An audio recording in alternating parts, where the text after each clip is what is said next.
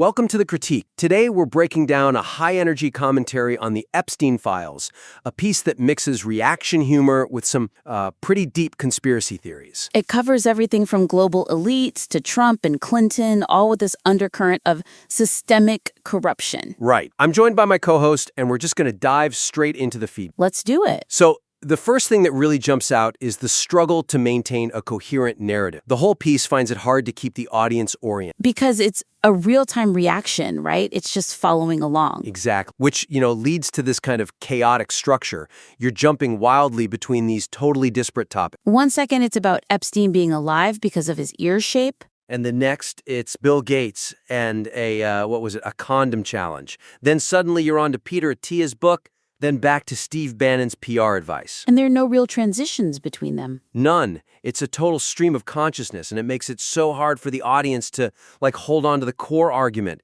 Just as you're processing one point, you're whipped away to something totally different. So the core suggestion here is to structure the content thematically, not chronologically, based on the reaction. Yes, exactly. Grouping the evidence would make the case so much stronger. It lets you build a cumulative argument instead of just, a series of isolated hot takes. Okay, so give me an example. How would that work in practice? Well, instead of reacting to names as they pop up on the screen, create a specific segment. Call it, say, the tech and science sector.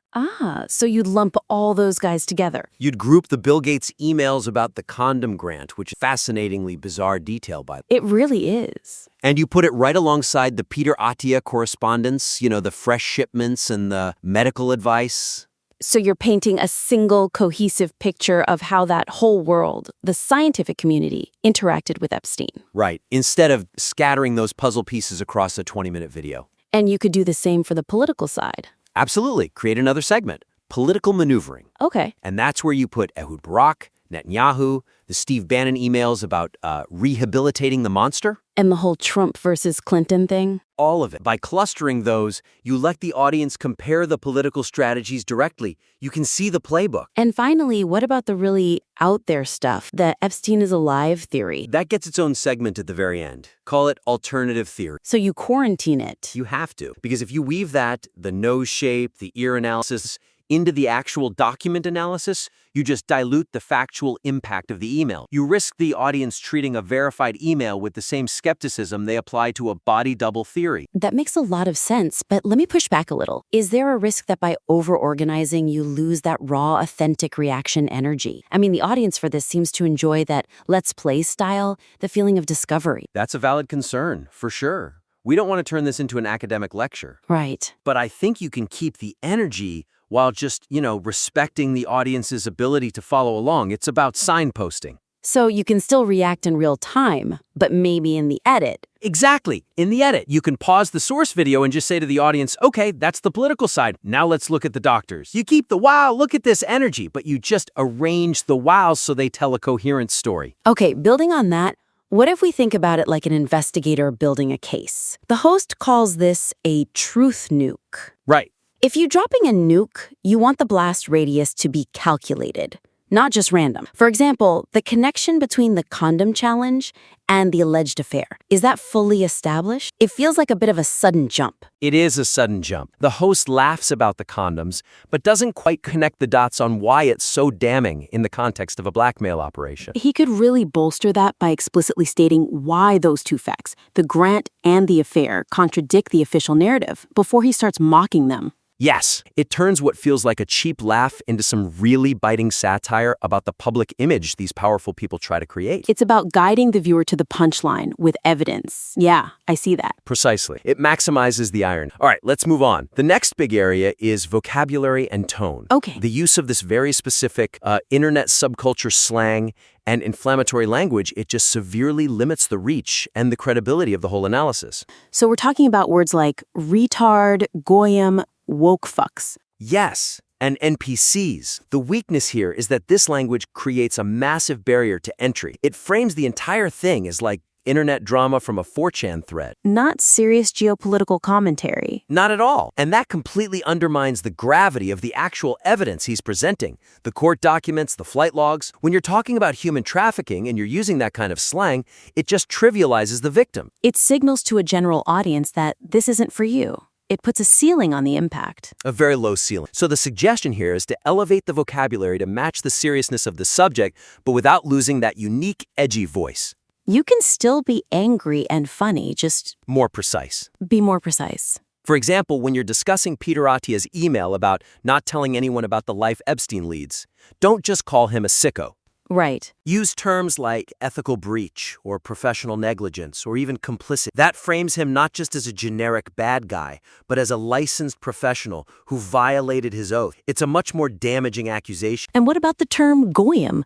The host seems pretty attached to that one. I know, and it's so alienating. Instead of that, consider using something like the mainstream consensus, or the uninitiated, or even just the public. Using a term with that kind of historical baggage just instantly pushes away a huge number of people who might otherwise agree with the core points about corruption. That's fair. It's counterproductive to the goal. It is. And same with the Steve Bannon email. Instead of just calling them diabolic, focus on the manipulation of media or the narrative engineering. It makes the host sound smarter and the villain sound much more calculated and dangerous. That's all very clearly laid out, but I have to wonder, isn't this language a deliberate branding choice for a specific niche? He's clearly self-aware about it. He's playing to an in-group. He is, I agree. But throughout the video, he also expresses this deep frustration that normies aren't paying attention to the files. You can't have it both ways. You can't. You can't complain that the world is ignoring the truth while you're speaking a language the world finds either repellent or just plain unintelligible. If the goal is to red pill the masses, you have to wrap the pill in something they can actually swallow. That's a really good point. And building on that, what about the culture war angle? The host claims Epstein pushed every leftist policy, framing it all as a left-wing plot. Which is a huge contradiction in the material itself. Because the files also implicate people like Trump, Prince Andrew, Alan Dershowitz, hardly icons of the woke left. Exactly. He calls it a global leftist cabal, but then spends time acknowledging Trump is in the files. By using polarizing slang like woke retards, he's alienating anyone in the center or on the left who is also disgusted by Epstein. So is actually shrinking his potential audience. Massively. Corruption is one of the few issues that can cross the aisle. By painting it with such a partisan brush, he's actually making the whole critique easier for people to just dismiss as acrid. What if he swapped the crude insults for sharper, more satirical wit? Instead of NPCs, something like script readers for the establishment. That's a great way to put it. It conveys the same skepticism, but with wit instead of a slur. Wit implies intelligence, slurs imply laziness. Okay, moving on. Let's talk about separating evidence from speculation. Ah, this is a big one. It is. The boundary between documented evidence from the files and the host's personal speculation is frequently blurred, and it really weakens the impact of the factual stuff. So he's mixing hard evidence, like an email. Like the email about Disney or the schedule with Kimball Musk. Yes, he conflates that with wild speculation, like the body double theory, based on Epstein's ear and nose. And he presents them with equal weight. With equal weight. And that makes it so easy for skeptics to just throw the whole thing out. If you tell me Epstein is alive based on a grainy photo, and in the same breath, you tell me Bill Gates funded a condom grant. And I think the photo analysis is crazy. I might start doubting the condom grant too. Even though that part is a documented fact, you're contaminating your own evidence. So the suggestion is just to create a clear line in the sand. A clear delineation. Use a verbal cue, a segment change, something that says what the files say versus my interpretation. Like putting up a warning sign for the audience. Exact. When you get to the photo of the body on the gurney, just say it. Okay, this next part is my own theory based on visual analysis. This is not in the file. Put on your tinfoil hats for a second. That signals to the audience that you're shifting modes from journalism to speculation.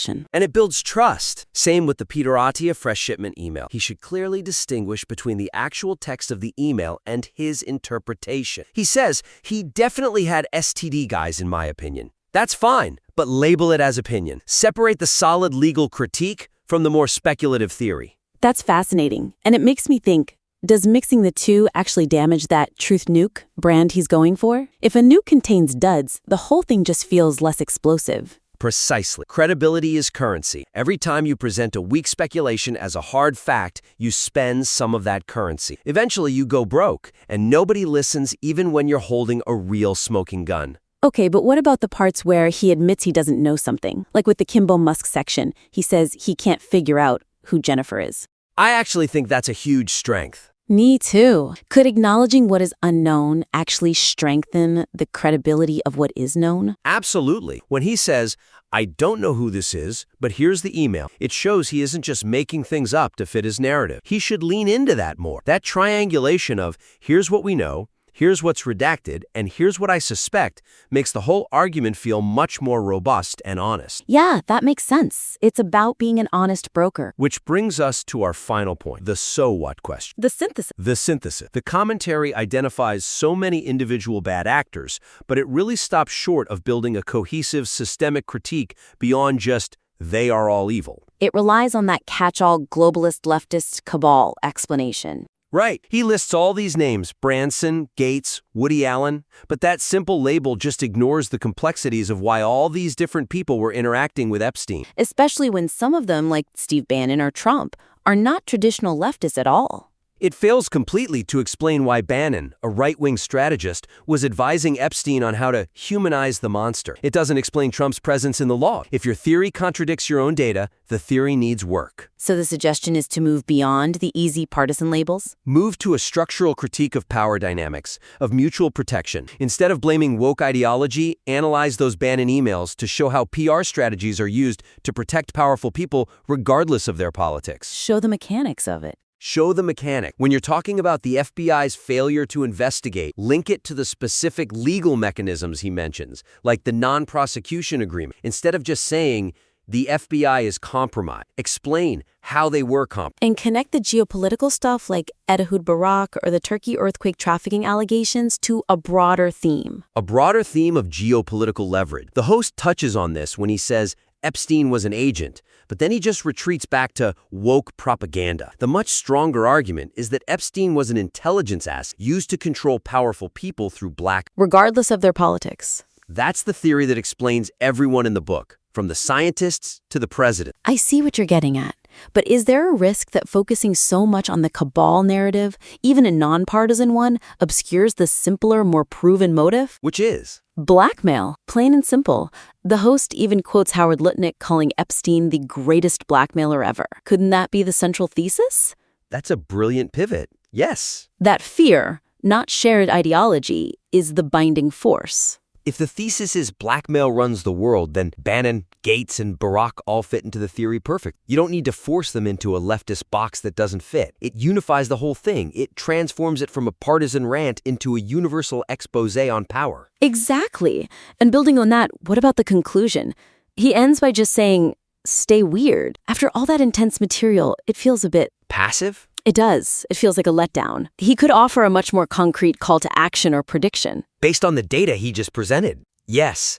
He points out that the playbook is admit nothing, deny everything, make counteraccusations. A great closing would be to predict who will use that playbook next. Watch for Prince Andrew to release a statement using the Bannon strategy. Exactly. That turns the critique into a predictive tool for the audience. It gives them something to look for in the news next week. It empowers them to spot the pattern themselves. And maybe the call to action isn't just to be angry, but to be informed. He says, I read the files so you don't have to. What if the call to action was, read the files so they can't lie to you? That's it. That aligns perfectly with the Truth New concept. It moves the audience from passive consumers into active participants. It gives them agency. Okay, so let's wrap this up.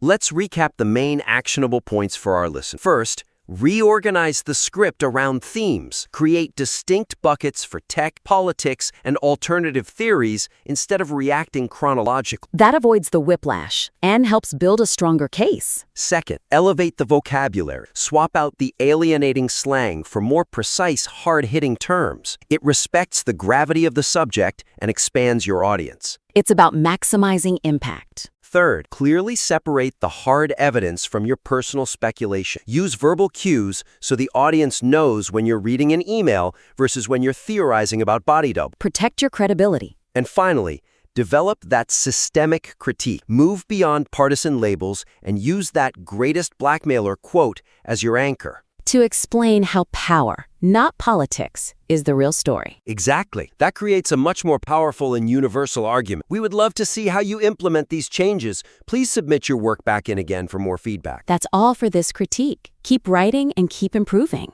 And keep questioning.